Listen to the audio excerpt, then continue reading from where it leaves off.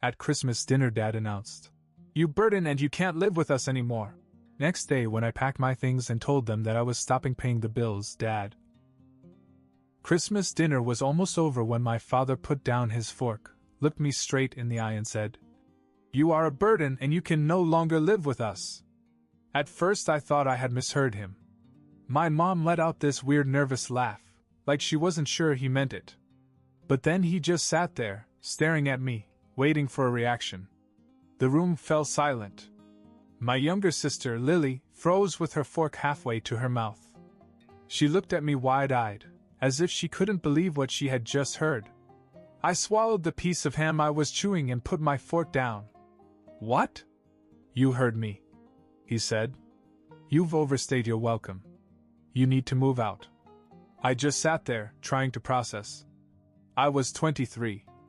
I had a steady job and could have moved out a long time ago, but I stayed because they needed me. I paid the electric bill, the internet, groceries, most weeks, things they couldn't afford because my dad had been unemployed for years and my mom only worked part-time. I wasn't a burden. I was the reason the lights were still on in that house. And now, out of nowhere, I was being kicked out like some useless freeloader? Mom finally spoke up. "Maybe we should talk about this later." "No," Dad interrupted. "This is my house. I make the rules. And I say he's done here." Lily put down her fork. She was only 16, and I could tell she was scared. She stared at our parents like she didn't even recognize them. If they could throw me out so easily, what did that mean for her? I took a deep breath. I wasn't going to argue or beg. If they wanted me out, fine. But they weren't ready for what that really meant. I leaned back in my chair. "All right," I said. My dad sat up straighter, like he'd won some imaginary battle. My mom still looked uncomfortable, but she didn't say anything. Maybe she was in shock, or maybe she just didn't care as much as I thought she would. I stood up, grabbed my plate, and carried it to the sink. I didn't want to give them the reaction they wanted. Instead, I looked at Lily, who was still sitting there, tense and confused. I gave her a small nod. She was the only one at this table I still cared about. Dad took a sip of his drink as if nothing had happened. Mom went back to picking at her mashed potatoes. Lily kept looking at me as if she wanted to say something, but she didn't. I didn't stay to finish dinner. I just walked out. I didn't say another word that night. I went straight to my room, closed the door, and started packing. I wasn't going to waste my time trying to understand why they were doing this. If they wanted me gone, then I was gone. But that also meant they would lose everything I had paid for. And I wasn't going to warn them. I packed in silence, but I could hear them talking downstairs. My mom's voice was low and scared, my dad's was firm, like he was trying to convince her of something. I caught bits and pieces. "He's old enough. We can handle it. He should have moved out years ago." An hour later, Lily knocked on my door. I opened it, and she slipped in, closing it behind her. She looked upset, her eyes red as if she'd been crying. "What the hell was that?" she whispered. "I don't know," I said, stuffing my laptop into my bag. "But I'm leaving tomorrow." She shook her head. "That's crazy. You pay for everything. They can't even afford food without you. Not my problem anymore." She bit her lip, obviously trying to hold back more tears. "Where are you going?" "I'll figure it out." The truth was, I had some money saved up, but I hadn't planned on moving out so suddenly. I'd have to find a place fast, maybe stay with a friend for a while. But I wasn't worried. I'd be fine. They wouldn't. Lily hesitated. "Can I dash?" She stopped herself. I knew what she was going to ask. She wanted to come with me. But she was still in high school, and as much as I hated leaving her behind, I couldn't take her with me. "You know they'd never let that happen," I said. She looked at the ground. "Yeah." I finished packing, and she just stood there, like she didn't want to go. Finally she sighed. "You're going to regret this." I grinned. "I know." The next morning, I left before they even woke up. I carried my bags downstairs, loaded my car, and took one last look at the house. No sadness, no regret. Just relief. Then, as I was pulling out of the driveway, I opened my banking app and removed my name from every bill. Electric, internet, water, even the Netflix account. I had paid for them all. Without me, everything would be shut off within the month. I smiled, put my car in drive, and drove away without looking back. For the next few days, I crashed at my friend Jake's apartment while I looked for a place of my own.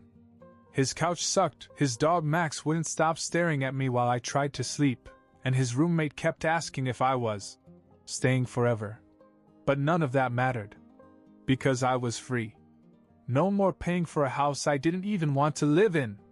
No more pretending to respect a man who had no problem kicking me out at Christmas dinner. No more being treated like a walking ATM. I was finally doing something for myself. Then, 3 days after I left, my phone started ringing. At first I ignored it. 7 missed calls from my mom, 2 from my dad, which was shocking because he never called me, and a couple of texts from Lily. I ignored those 2 until she sent this. "They're freaking out. The power's been cut off." I grinned. They really thought the bills would magically pay themselves. Then another text. "Dad's losing his mind. He said you did something to the house." Oh, this was getting good. I could just picture him stomping around in the dark, yelling at my mom while she cried about the Wi-Fi being down. An hour later, another call. This time I answered. The second I picked up the phone, my mom's voice hit me like a hurricane. "Kevin, we don't know what happened. The power's out, the internet's down, the water bill dash. You didn't pay," I said simply. Silence. Then, in a lower voice. "You paid for these?" I almost laughed. "Are you serious? Who else did you think was paying for them?" "Your father said." She cut herself off. I already knew. My father was too proud to admit that he had no idea how things worked. He probably told her that everything was fine, that the house would run like magic, even without me. "Not my problem anymore," I said.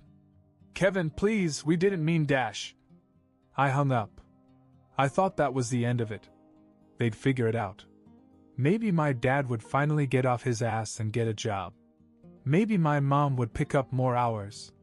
Maybe they'd sell something to keep the lights on. Either way, not my problem. Then, the next morning, I woke up to a message from my bank.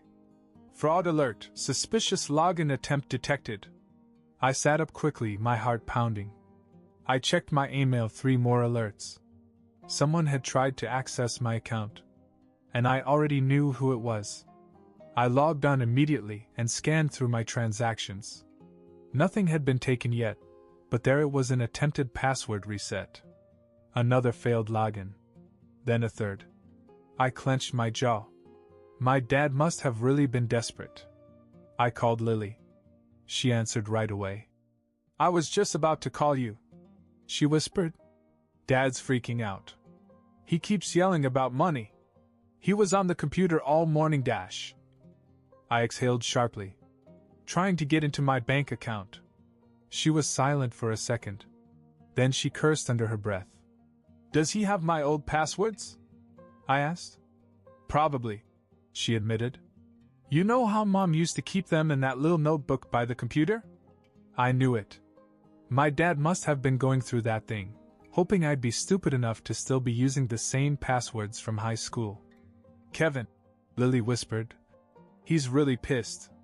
I think..." She hesitated. I could hear shouting in the background. My dad's voice, slamming doors. Then my mom, crying. "I think he's going to do something stupid," Lily said.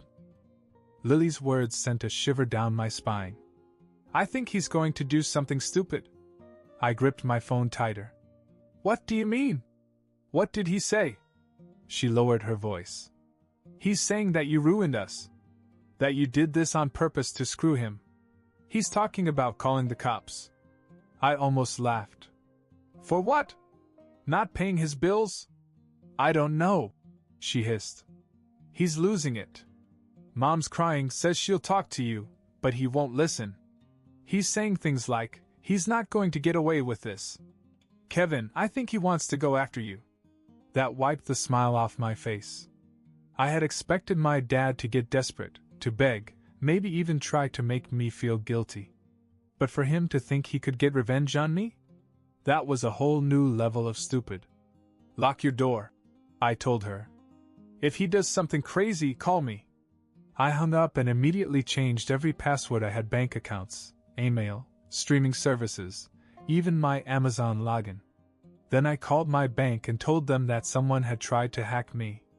They locked my account so tight that even I had trouble getting in for a few hours. I thought that was the end of it. I was dead wrong. That night, Jake and I were chilling in his apartment, playing some stupid game on his Xbox, when someone banged on the door. Hard. Jake stopped the game. Are you expecting someone? I wasn't. And I already had a bad feeling. I got up, walked to the peephole, and felt my stomach drop. It was my dad. He was standing in the hallway, fists clenched, breathing like a bull about to charge. Who is it? Jake called. I stepped back from the door. My dad. Jake stood up. Dude, what's going on? Another bang. Kevin, open the door. I didn't move. He banged again, harder this time. I know you're in there. You think you can just walk away from this? Jake glared at me. Dude, should we dash? Before he could finish, my dad kicked in the door. That was it. I grabbed my phone and called 911.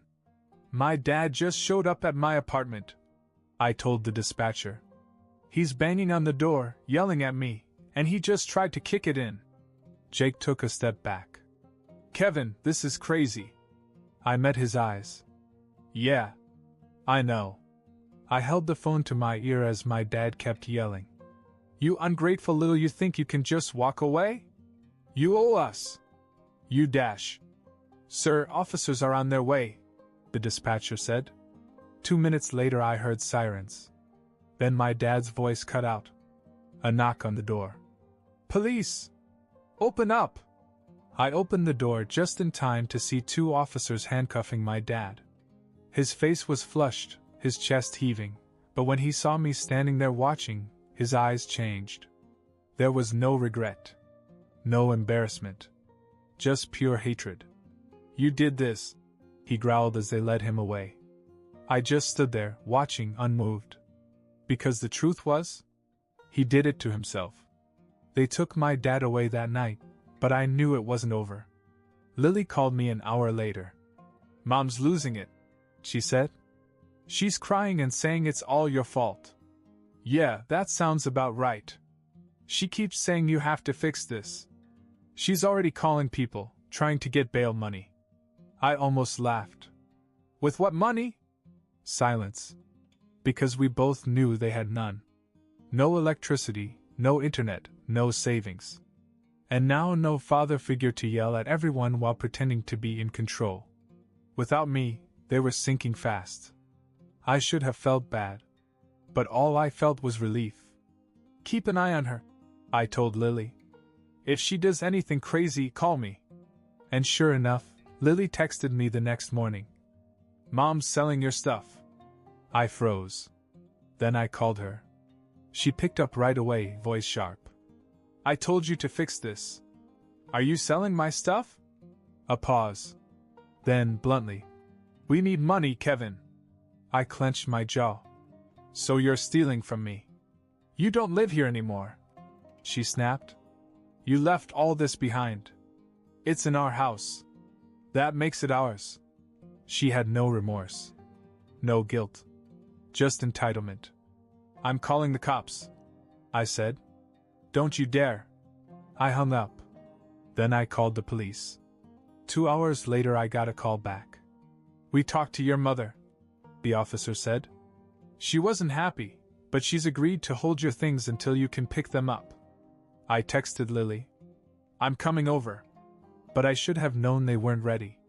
Because when I pulled up to the house, something made my stomach drop. My car. Sitting in the driveway. It shouldn't have been there. Because I had left it at Jake's apartment. I turned off the engine, my heart pounding. My car wasn't just here, it was being driven. The front seat was folded back like someone had been sitting in it, my glove compartment was open, and worst of all, the gas tank was almost empty. I clenched my fists. They had stolen my car. Before I could get out, the front door swung open. My mother stepped out with her arms crossed. "You called the cops on me," she said. "You stole my car." I shot back. She scoffed. "It was just sitting there. You weren't using it." I stared at her, trying to process the insanity of this logic. "It's my car. How did you even get it?" She didn't answer, but I already knew. They had a spare key. "Mom," I said, my voice dangerously calm, "if you don't give me my key, I'm calling the cops." Again. Her expression flickered, just for a second. Then, without a word, she stormed inside. A minute later she came back and threw the key at me. It hit my chest and landed in the grass. "There," she spat. "Happy?" I picked it up, keeping my anger in check. "I'm taking my things. And then I'm leaving. For good." I walked past her, straight into the house. Lily was waiting in the hall, looking tense. "She took your laptop and pawned it," she whispered. I closed my eyes. Breathe in. Breathe out. I turned to my mother. "Where's my laptop?" She lifted her chin. "I told you. We needed money. That was it." I pulled out my phone, dialed 911 for the second time that week, and let her watch. "Yes, I want to report a stolen vehicle and stolen property," I said, staring her dead in the eye. "My mom just admitted that she pawned my laptop without permission." The color drained from her face. This time, she was the one who had to deal with the cops. The moment my mother realized I wasn't bluffing, she panicked. "You can't do this," she hissed, her voice low. "I'm your mother." I ignored her. "Yes, officer, I have proof that she admitted to taking my belongings and pawning them," I said into the phone. "I want to press charges." Lily stood frozen, her eyes darting between us. My mother's hands were shaking now. She looked completely taken aback, like she thought she could keep pushing and I never pushed back.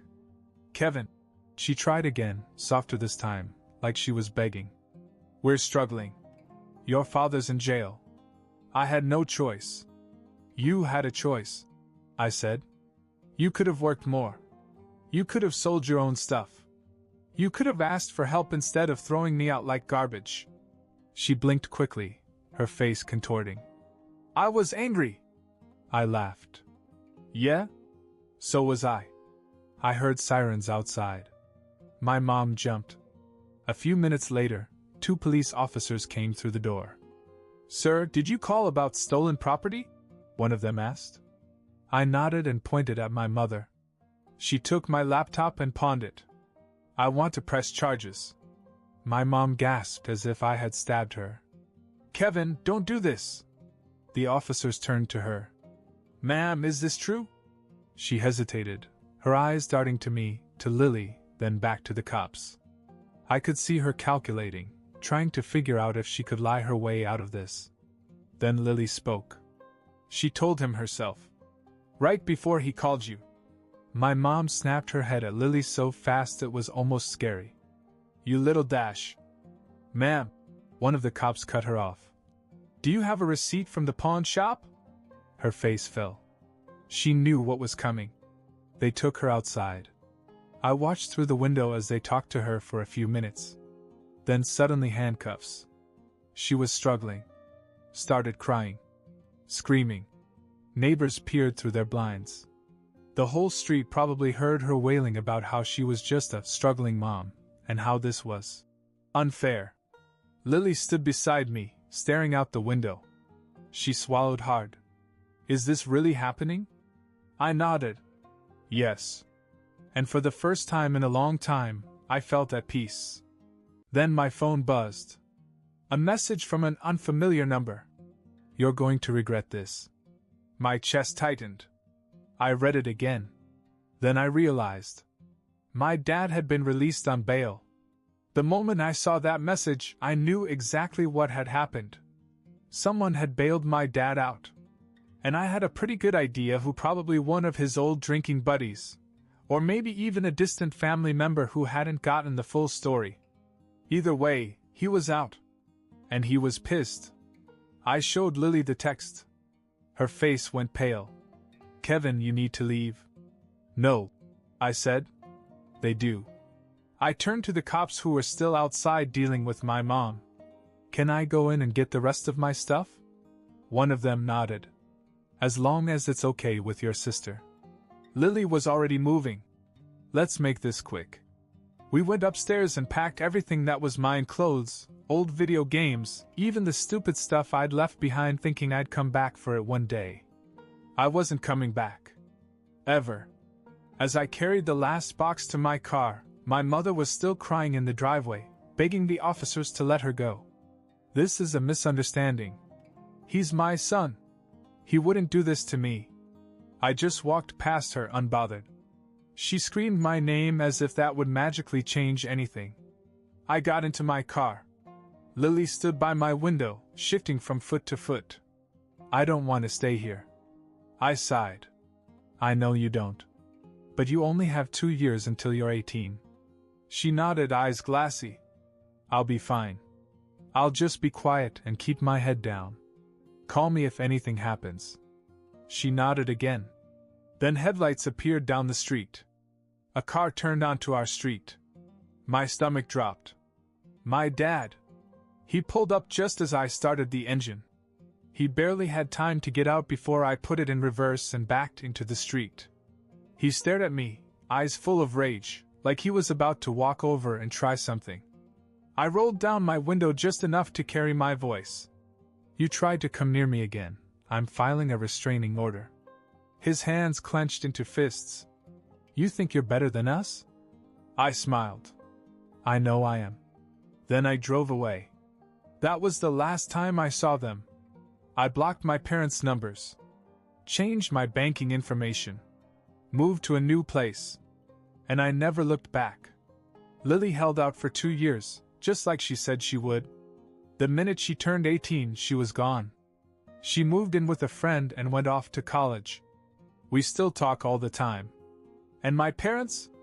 My dad never held a job. My mom lost the house a year later. They bounced around for a while, burning bridges with family, and the last I heard, they were renting a rundown apartment in a bad part of town.